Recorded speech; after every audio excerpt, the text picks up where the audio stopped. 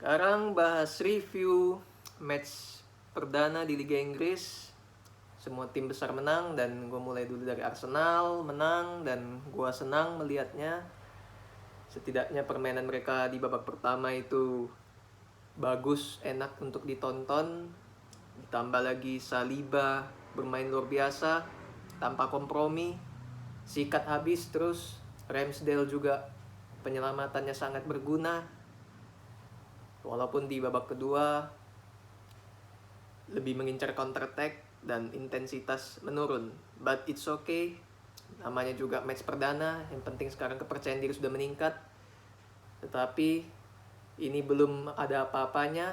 Kembali lagi konsistensi apakah bisa dipegang oleh Arsenal di bawah Arteta dengan kedalaman squad yang sekarang di tahun ini dibanding dengan musim lalu. Jelas lebih baik musim ini, tetapi kalau misalnya Gapsus, Zinchenko atau pemain kunci lainnya cedera dan digantikan oleh pemain pelapis, gua tidak yakin bisa survive untuk dapat spot 4 besar. Asalkan tidak cedera, bermain full tim, ditambah Tomiyasu nanti dan juga Vieira join, Arsenal akan bisa menjadi kuda hitam di Premier League. Lantas ke match berikutnya ada Liverpool yang juga kehilangan poin di laga perdana oleh Fulham. Dan jujur gue menonton pertandingannya, Fulham tidak parkir bis sama sekali. Mereka memberikan perlawanan, apalagi di babak pertama mereka menyerang Liverpool. Dan Liverpool keteteran di pertandingan ini. Dan Klopp juga mengeluarkan statement bahwa dia sama sekali tidak happy dengan hasil yang didapatkan oleh anak asuhnya di match perdana ini. Dia yang biasanya memeluk anak asuhnya selepas pertandingan usai, tetapi dia sama sekali tidak melakukan itu karena tidak ada sesuatu yang bisa diapresiasi dari permainan anak asuhnya di pertandingan malam itu. Dia sampaikan seperti itu statementnya. Dan gue setuju. Karena kenapa? Liverpool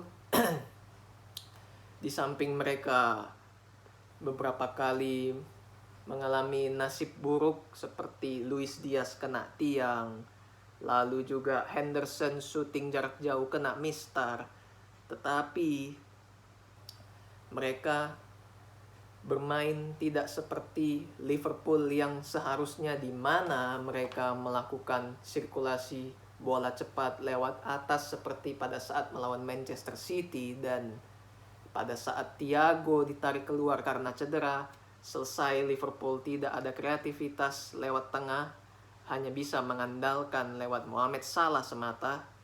Dan Nunes masuk sebagai pemain pengganti, kembali lagi terbukti sebagai kartu truf yang dimiliki Tuchel. Dan keputusan tepat, dia tidak memainkan sejak menit awal karena memang mungkin secara level fitness Nunes masih belum mencapai peaknya untuk bermain sejak menit pertama. Dan juga secara confidence yang didapatkan oleh dia, lebih bagus bermain sebagai super sub untuk di awal-awal pekan ini. Tentunya gua mengerti akan hal itu. Mungkin di pertengahan pekan Nunes akan menjadi starter, seperti itu. Nah, yang patut disorot pada laga Liverpool adalah lini pertahanan, di mana TAA sangat jelek mainnya. Apalagi gol dari Fulham itu karena dia tidak berduel dengan pemain Fulham di kotak penalti, membuat mereka kebobolan. Dan memang TAA secara permainan sudah menurun sejak akhir musim lalu, dan dia tidak punya pengganti yang sepadan di posisi sana. Hanya satu pemain muda, Ramsey dari Scotland itu.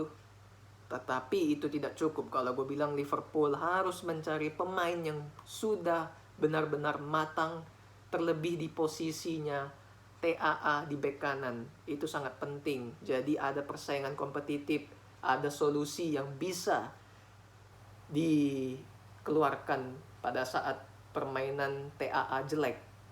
Seperti itu ya. Dan apakah itu penalti? dari pelanggaran Van Dijk, gue bilang itu penalti. Walaupun dari replay memang sentuhannya tipis, ada pada bagian lututnya, tetapi sekali lagi Van Dijk ada intensi dari gerakan kakinya untuk mengambil bola dari Mitrovic di kejadian itu. Sehingga walaupun sentuhannya tipis, yang jelas dia minimal sudah mempunyai intensi untuk mengambil bola itu, dan terjadilah pelanggaran dan layak penalti.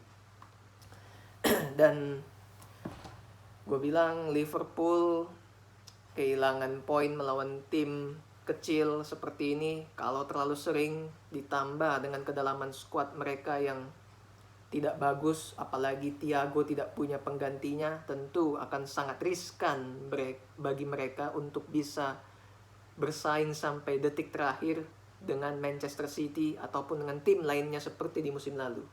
Transfer window masih terbuka, Liverpool harus bisa mencari pemain lainnya yang sudah mempunyai kualitas matang untuk bisa langsung bermain. Tidak pemain-pemain muda seperti Carvalho, Ramsey, atau siapapun itu yang murah-murah, yang belum terbukti sama sekali. Mereka butuh pemain yang sudah matang. Jadi kalau gue bilang Klopp jangan sesumbar lah untuk mengandalkan pemain yang dia punya saat ini. Untuk tidak beli pemain lagi akan menjadi penyesalan buat dia, karena ada Piala Dunia di akhir tahun ini, dan rotasi pemain itu akan sangat penting. Terlebih stamina pemain menurun pada saat Boxing Day di bulan Desember setelah Piala Dunia. Itu yang gue maksud. Lalu ke match selanjutnya ada Chelsea yang ugly win, gue bilang 1-0 lewat titik putih Jorginho. Jelas babak pertama itu Chelsea memegang kuasa permainan. Everton lebih ke reaction football, menunggu di babak sendiri dan melakukan counter attack. Chelsea 3-4-3 seperti biasa. Sterling main dari awal, Koulibaly juga main, dan mereka melakukan crossing lewat sayap, tetapi tidak ada yang menyambut karena tidak punya striker tinggi di sana. Beberapa kali melakukan aksi individu shooting sendiri ataupun sudah ada di kotak penalti, tetapi masih belum bisa melakukan shot yang sempurna dan tidak ada kreativitas yang lebih di sana. Sementara Everton beberapa kali mendapatkan counter attack. Di babak pertama ada satu momen situasi 1 lawan 2, sayangnya end passingnya tidak nyampe ke si Gordon. Kalau itu nyampe mungkin Everton bisa menyamakan itu. Masuk di babak kedua, Everton lebih berani bermain keluar menyerang. Dan Chelsea di babak kedua sama sekali tidak menggigit. Tidak ada perlawanan berarti. Walaupun mereka sebelumnya mendapat gol yang dianulir ya. Tetapi di babak kedua sama sekali tidak ada peluang berarti dari Chelsea. Dan masuknya Cucurella di babak kedua, ya dia belum menunjukkan apa-apa karena masih baru juga, perlu adaptasi. Yang jelas Chelsea dengan 3-4-3-nya gue bilang tidak akan berkembang, hanya sampai segitu saja. Padahal kualitas pemain yang dimiliki oleh Thomas Tuchel sangat mendukung, sangat bagus. Lebih bagus gue bilang bermain 4-3-3, di mana real striker di depan dengan 2 winger, Sterling ataupun si Ziyech misalnya. Dan di fullback kiri kanan ada si Cucurella dan juga Reece James ya. Karena Chilwell gue bilang gak bisa berbuat banyak, permainannya jelek.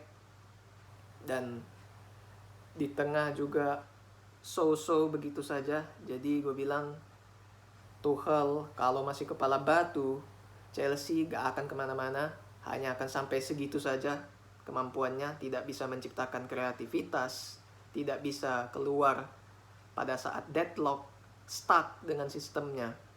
Jadi karakter dia keras, komunikasi dia keras, dan gue gak yakin Chelsea bisa bersaing sampai detik terakhir untuk perebutan titel juara, frankly speaking. Karena gue melihat Tuchel sudah bertahun-tahun dia di Chelsea menerapkan sistem yang itu-itu aja, dan tidak ada perkembangan yang jauh lebih baik, tidak ada variasi yang lebih menjanjikan. Seperti itu ya. Tetapi tentunya kemenangan ini tentunya berarti karena laga perdana setidaknya ya walaupun ugly win. Tapi gue sih kalau jadi fans Chelsea, walaupun gue bukan, gue sih nggak happy dengan permainannya dan ketar-ketir lah ya, karena tidak menjanjikan sama sekali. Dan mereka juga masih mengincar beberapa pemain, Frenkie de Jong mereka masih incar diam-diam. Lalu juga ada Sesko juga mereka ikutan. Ya, kita lihat seperti apa persaingannya. Thanks for watching.